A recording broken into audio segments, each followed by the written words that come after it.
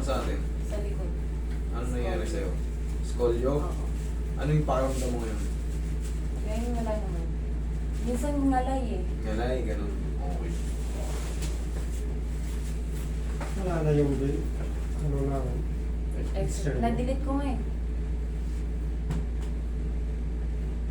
Mild lang. Oo, mild lang. Ngayon, ito. Mabilis naman maano yan eh. Hawakan mo lang yung spine eh. Mild. Ito, malalaman mo. Kasi merong ibang scolio talagang bukol na bukol talaga yan. Pero yun sa kanya, mild lang tawag yan sa thoracic spine. Ang tawag dyan, dextro. Oo, dexter. Tama? Saka Dextro. ano ko dati, physical therapy. Pero saglit lang. Ganito yan. Ang understanding sa may mga spine problem, yan ay inborn at hereditary. Ngayon, pag meron kayong ganyan, once na nagdadalaga kayo or nagbibinata kayo, dun pa lang makikita yan. Kasi dun pa lang lumalaki yung mga buto natin. Ngayon, lumaki kayong ganyan, parang okay lang, wala nang masakit. Sasakit lang yan pagka, kunyari, siyempre, trabaho tayo eh. Mas mabilis kayong mga awit. Kunyari, nagbuhat tayo, kami, 5. Nagbuhat tayo ng tagdadalawang box. Ikaw, isa pa lang ang binuot mo, ngawit ka na. Kami, kaya pa namin tapusin yun. Yun ang difference ng may mga spine problem. Kasi, automatic na nakukompress kagad yung spine, yung disc na nila. Kaya ganun. Nangangawit sila. Pero ang sagot lang din dyan, reset, kumbaga. Ganun. Tapos, hindi na yan na ibabalik sa ano. Sa dati. Hindi na yan. Oo. Manood kayo ng mga chiropractic na napakagagaling sa ibang bansa. Tignan mo kung na ibabalik. Granting na 10-degree angle cove ka, magbabawasan lang yan ng 3, 4, maximum 5. Pero yung 0-0, malabo pa sa sabaw ng pusit. Tayo ka lang. Harap ka lang. Yan. Yun. Okay, ikaw ang pagtag-ihaya.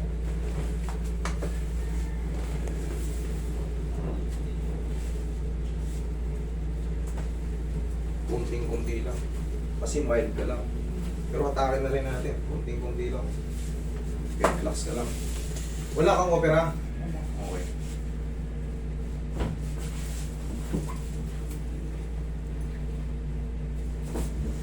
Nagilid ka.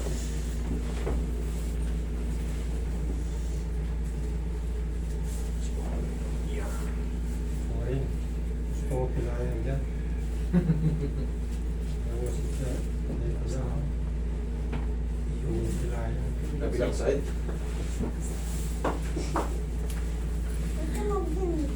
Pero, pinipilayan nga eh.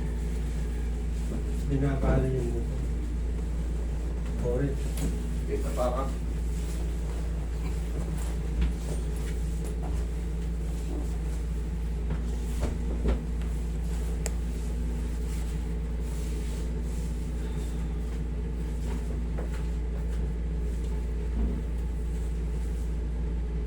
Ayan o. Pero yan, mild lang dito. Ayan. Pero kung mapapansin mo dito, wala nang curve. Yung iba kasi, sa kanya, straight yung dito. Pero dito, nagbago. Ngayon, syempre, pag nagbago yan, pag ganun ang ribs natin eh. Ayan o. Pag ganun. Kaya, maaring umadjust. Pero normal lang naman yun.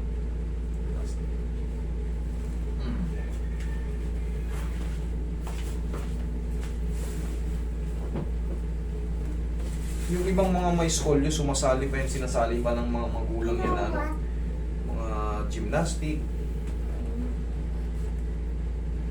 Hindi naman dapat matakot yun yung mga scolio. Huwag lang talaga yung severe, talagang ibang level. Pero yung mga ganito, kahit isali mo ganun ano eh, mga ganun gymnast.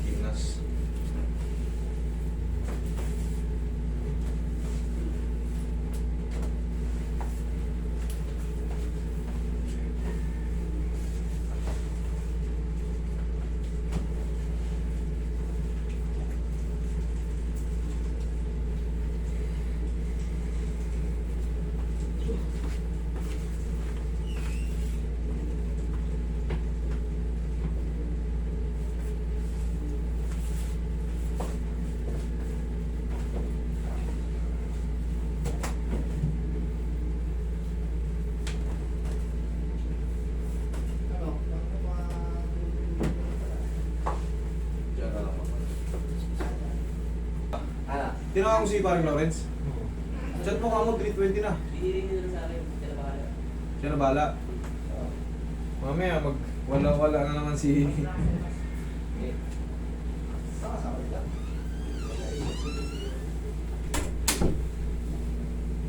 Okay ka lang dyan, ma'am? Okay. Hindi naman na-apekto yung breathing mo, okay lang? Okay.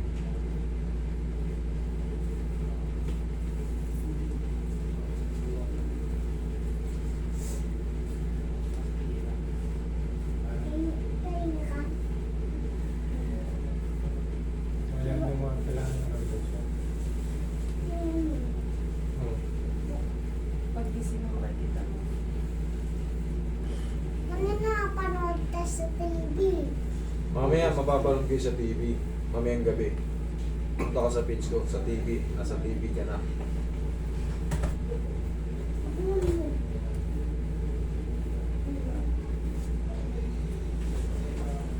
Yaya ka, ma'am.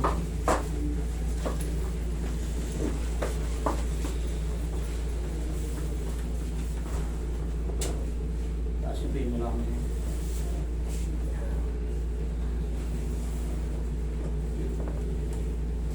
Sa kanan to.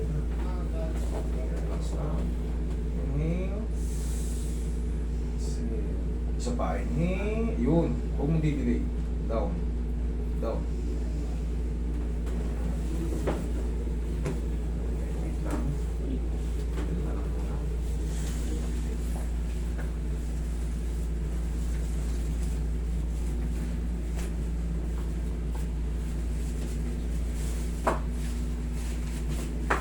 Meron ako na din sa mga pala.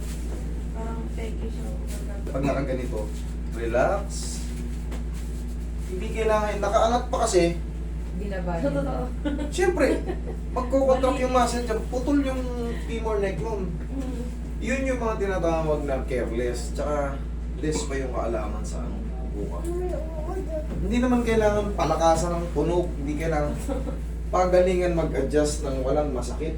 Tapos kailangan, kaya nyong ipaliwanag yung about sa mga ginagawa nyo. Kita mo yung hawak ng kamay nun, sa leg. Unang gumano, kala ko leg, yung ano eh. Pero syempre, sobrang dami na namin naggaganito. Mag-iingat kayo sa pupuntahan nyo kasi yung iba, totoo yung sinasabi na nag-aaral sa YouTube. Eh kasi ako, may papel ako eh. Kailangan talaga may proper ano ka dyan, may proper knowledge ka dyan, may proper training ka para hindi makadiskrasya. Delikado kasi yung ganitong trabaho o ganitong ginagawa. Hindi basta-basta yung bira ka ng bira. Napilay kayo lalo. Okay? O, check yung code mo. Meron pang masakit, okay naman. Okay naman. Okay? Okay. Manatili kang sexy. Okay? Thank you. Kuya, kung sakali pala, si Papa,